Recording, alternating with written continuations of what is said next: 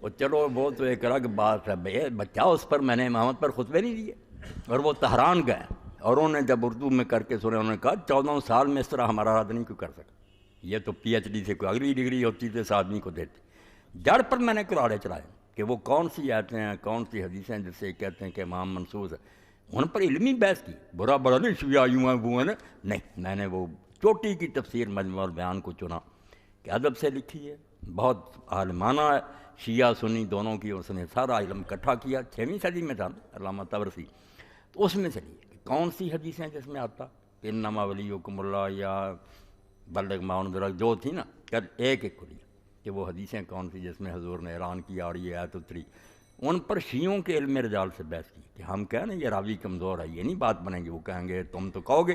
ان کی کتابوں سے نکالا کہ تمہارے محدثین مانتے ہیں کہ ان روایتوں میں کوئی جان نہیں،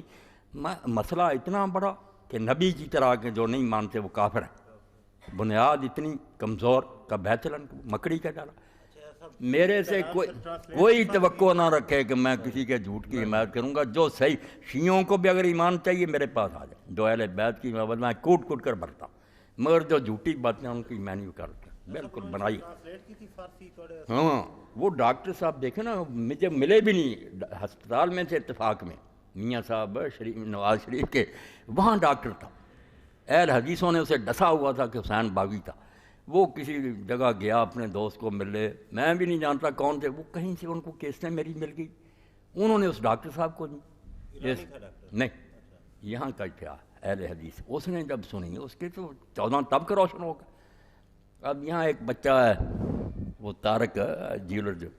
اس کا چچا وہاں گیا تھا علاج کرانے کے لیے، تو اس نے ڈاکٹر نے پوچھا کہاں گئے، انہوں نے کہا فیصل آباد۔ اس نے کہا وہاں ایک مولوی صاحب ہے یار، اس سے تم ملو؟ اس نے کہا نہیں، میرے سے ناراض تھا۔ اس نے کہا نہیں ہم نہیں اس کے پاس جائیں۔ اس نے کہا یار مجھے تو ایک شخص نے کیسٹیں دی ہیں، میں نے سنا ہے، مجھے تو اس سے پتا چلا کہ حسین تو روشنی کا مینار تھا، وہ نہ ہوتا تو اسلام ہی ختم ہو جاتا۔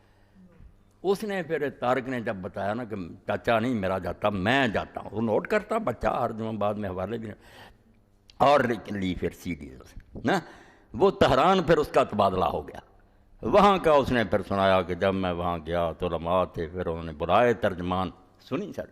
انہوں نے کہا یار برا برا کہنے والے تو بہت پیدا ہوئے ہیں رد کرتے، مگر اس شخص نے علمی انداز سے رد، ہمارے حوالے ہمارے عالموں کی بحثیں کہ یہ راوی کمزور ہے،